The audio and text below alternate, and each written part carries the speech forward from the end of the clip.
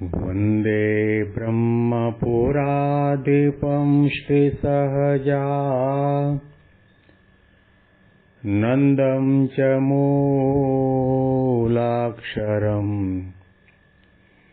श्रेयस्कारणसद्गुणैकनिलयम् श्रीप्रागजिह्वावत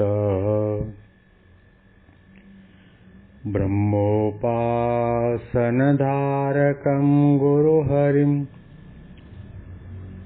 यज्ञं तथा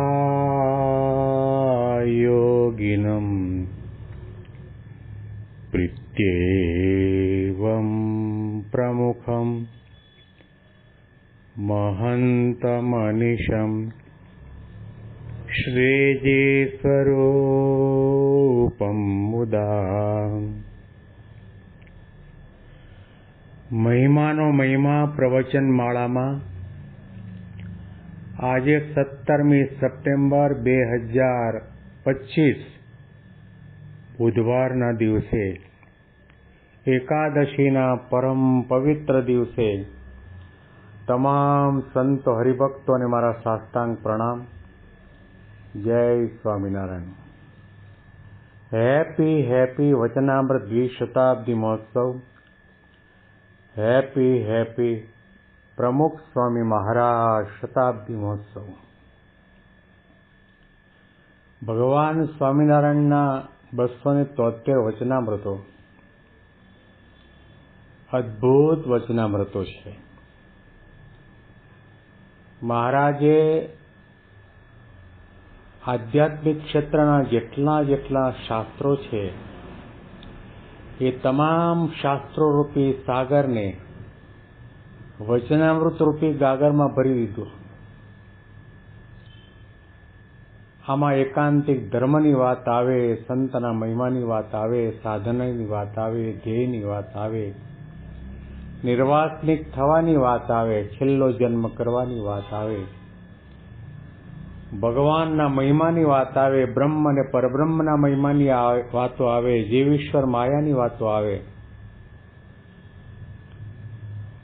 છેલ્લા ઘણા દિવસોથી આપણે ગરડા અંત્યનું 26મું વચનામૃત વાંચી રહ્યા છીએ.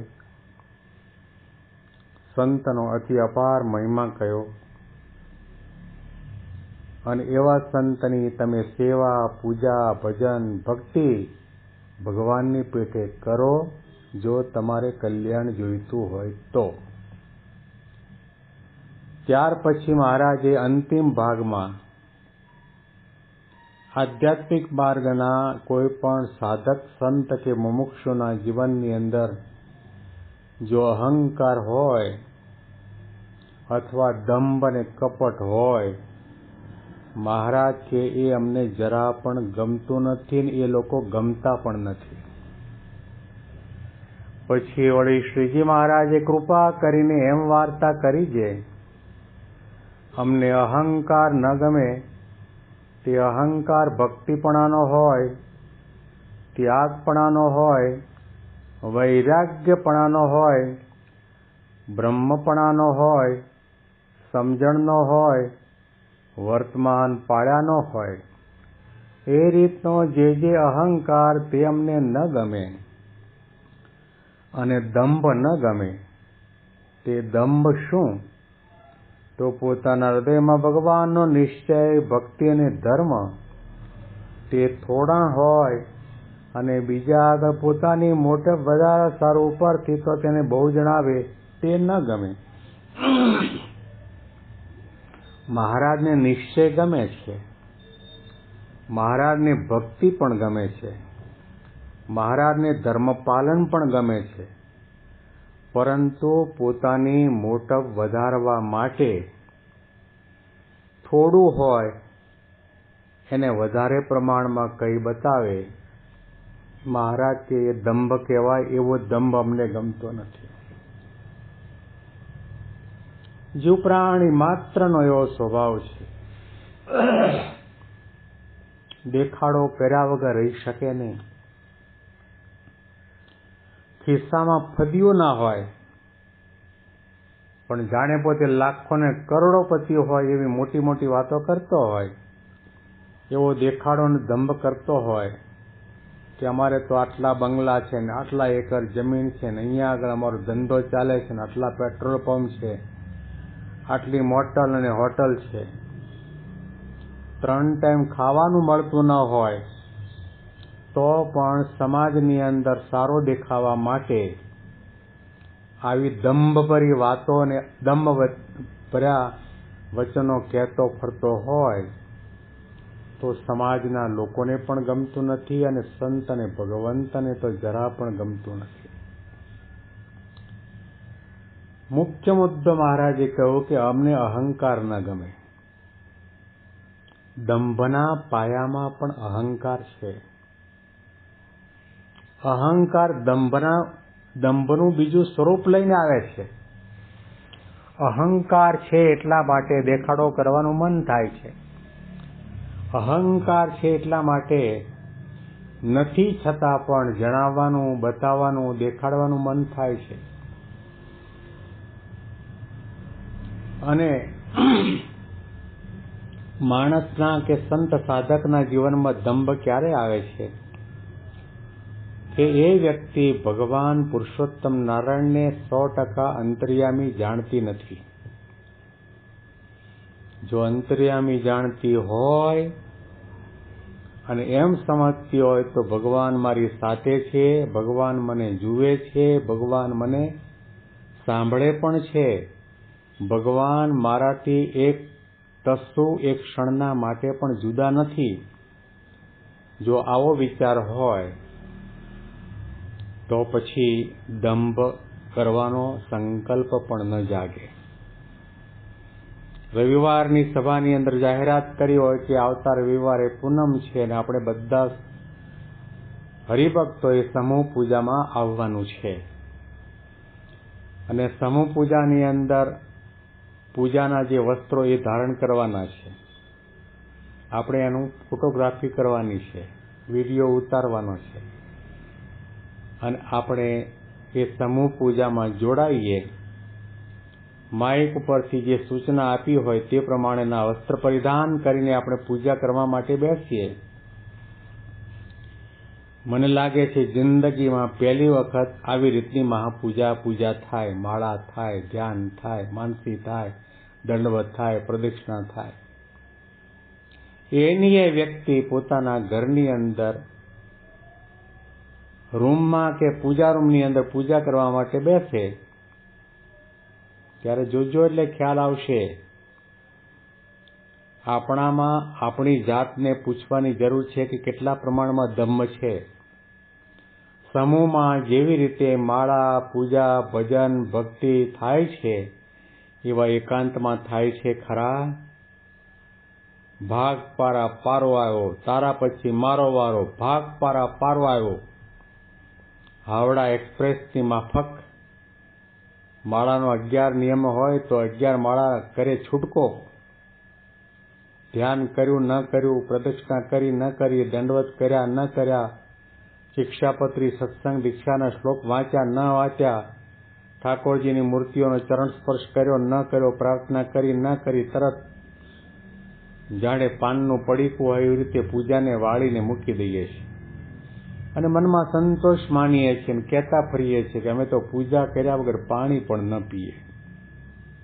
આ દંભ છે. યોગી બાપાને, પ્રમુખ સ્વામી મહારાજને, મહંત સ્વામી મહારાજને નજરે નિહાળ્યા છે. એ પોતાની રૂમમાં પૂજા કરતા હોય કે હજારો માણસોની વચ્ચે પૂજા કરતા હોય, એમની ક્રિયામાં, એમના સંકલ્પ વિકલ્પમાં થોડો પણ ફેરફાર ન થાય, કારણ કે એમનામાં દંભ નથી. દંભ મહારાજને જરા પણ ગમતો નથી. યાદ રાખીએ અને જાણપણું રાખીએ કે હું કંઈ દાન કરું છું, સેવા કરું છું, પ્રવચન કરું છું, કથા સાંભળું છું, વાસણ ઉટકું છું, પાર્કિંગમાં સેવા કરું છું, બૂટ ચપ્પલની સેવામાં છું, એ બધું મારા ઈષ્ટદેવ સ્વામિનારાયણ ભગવાન અને ગુરુ હરિ મહંત સ્વામી મહારાજ જાણે છે અને જુએ પણ છે, તો પછી દેખાડો કરવાની શું જરૂર છે? એક જ વિચાર રાખો, ભગવાન અને સંત અંતર્યામી છે અને એને રાજી કરવા માટે હું કરી રહ્યો છું. પછી ધર્મ પાળતા હોય કે ભક્તિ કરતા હોય કે સેવા કરતા હોય, જરા પણ બીજો સંકલ્પ થાય છે એનું કારણ એનામાં અહંકાર બેઠો છે.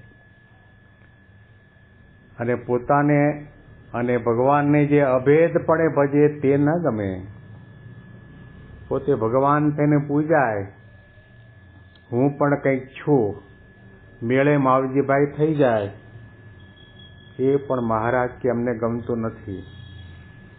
અભેદપણે એટલે કે સાધના કરતા કરતા કંઈક આપણામાં ઐશ્વર્ય આવ્યું, સામર્થ્ય આવી, કંઈક એવી ઉત્કૃષ્ટ ભાવના જાગી, આધ્યાત્મિકતા વરી, એટલે સ્વાભાવિક છે કે લોકો મુમુક્ષુ તમારા તરફ ખેંચાવાના. અને ખેંચાય એટલે તે વખતે માનો એટલે તમે ભગવાન છો એવું કદાચ ન માનતા હો, પણ તે વખતે તમારા પૂરેપૂરા શરીરમાં અહંકાર વ્યાપી જાય અને તમારું પૂજન થાય, હારતોરા થાય, તમને લોકો પોગે લાગે એટલે એનો જે આનંદ આવવા માંડે અને એ વખતે ભગવાન અને સંત ભૂલાઈ જતા હોય તો સમજવું કે આપણે દિશા ચૂક્યા છીએ, ધ્યેય ચૂક્યા છીએ, નિશાન ચૂક્યા છીએ. ઉપાસનાનું ખંડન થાય તે મહારાજને ક્યારેય પણ લેશ પણ ગમતું નથી, માન્ય નથી. બ્રહ્મરૂપ થવાનું છે, ગુણાતીત ભાવને પામવાનું છે, 100% વાત સાચી છે, એમાં લેશ પણ શંકાને સ્થાન નથી. પણ ગુણાતીત થયા પછી, નિર્વાસનિક થયા પછી, બ્રહ્મભાવને પામ્યા પછી ભગવાન પુરુષોત્તમ નારાયણના આપણે સેવક છીએ એ વાત ભૂલાવી ન જોઈએ. હું ગુણાતીત ભાવને પામ્યો એ પણ પ્રગટ ભગવાનના આશીર્વાદ અને કૃપાના કારણે છે. બાકી ભગવાનની આગળ, ગુરુહરિની આગળ હું કંઈ નથી. જેના એક એક રોમમાં અનંત કોટી બ્રહ્માંડો પરમાણુની માફક ઉડતા ફરે એવા અક્ષર બ્રહ્મ સ્વરૂપ પ્રમુખ સ્વામી મહંત સ્વામી મહારાજ આટલી શક્તિ સામર્થ્ય હોવા છતાં પણ ક્યારેય પણ અહંકાર કરતા નથી, ઘમંડ કરતા નથી, દંભ કરતા નથી. તો પછી આપણે શા માટે કરવું જોઈએ? દાસના દાસ થઈને સત્સંગમાં સેવા ભક્તિ કરી અને જીવનને ધન્ય બનાવીએ. આના અનુસંધાનમાં વિશેષ મહિમાની વાતો આપણે આવતીકાલના પ્રવચનમાં સાંભળીશું. તમામ સંતો હરિભક્તોને મારા સાષ્ટાંગ પ્રણામ. જય સ્વામિનારાયણ.